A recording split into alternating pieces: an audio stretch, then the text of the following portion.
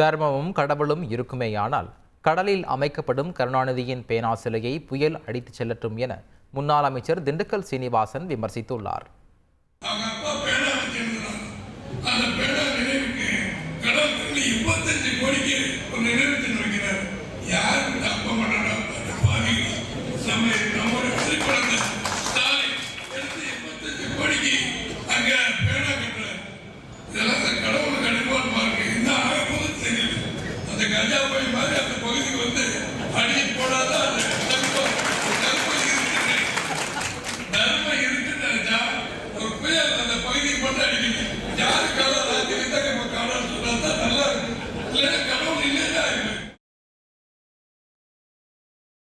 கூட்டணி பேரம் குறித்து பேசியதற்கு மறுப்பு தெரிவித்துள்ள முன்னாள் அமைச்சர் திண்டுக்கல் சீனிவாசன் ஒரு குடும்பமாக கூட்டணிக்கு ஆகின்ற செலவுகள் குறித்தே பேசியதாக விளக்கம் தந்துள்ளார்.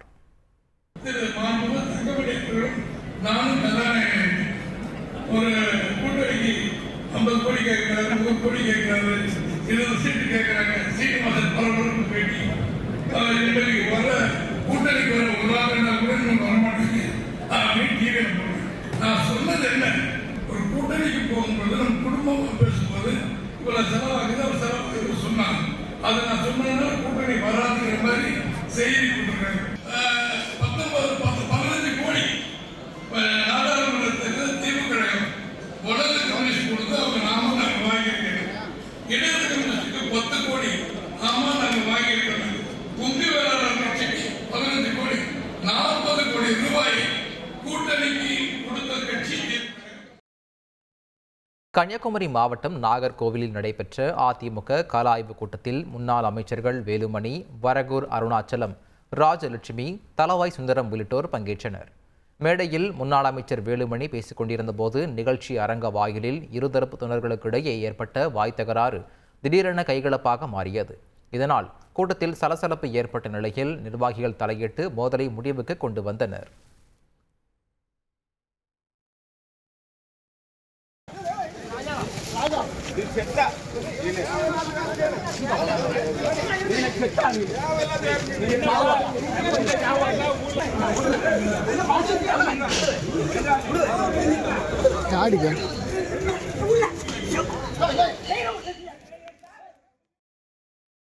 கன்னியாகுமரி சட்டமன்ற தொகுதி உறுப்பினரான அதிமுக முன்னாள் அமைச்சர் தளவாய் சுந்தரம் கட்சி பொறுப்புகளில் இருந்து தற்காலிகமாக நீக்கப்பட்ட பின் 2 தினங்களுக்கு முன்பு மீண்டும் அதே பதவிகளில் அமர்த்தப்பட்டார்.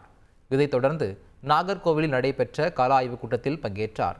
அதில் கலந்து கொண்ட அதிமுகவினருக்கு சிக்கன் பிரியாணி விருந்தும், அசைவம் சாப்பிடாதவர்களுக்கு சைவ விருந்தும் அளித்தார். மேலும் தொண்டர்களை வரவேற்க செண்டை மேளம், பொம்மலாட்டம், வாழைத்தார்கள் அணிவகுப்பு என அசத்தினார்.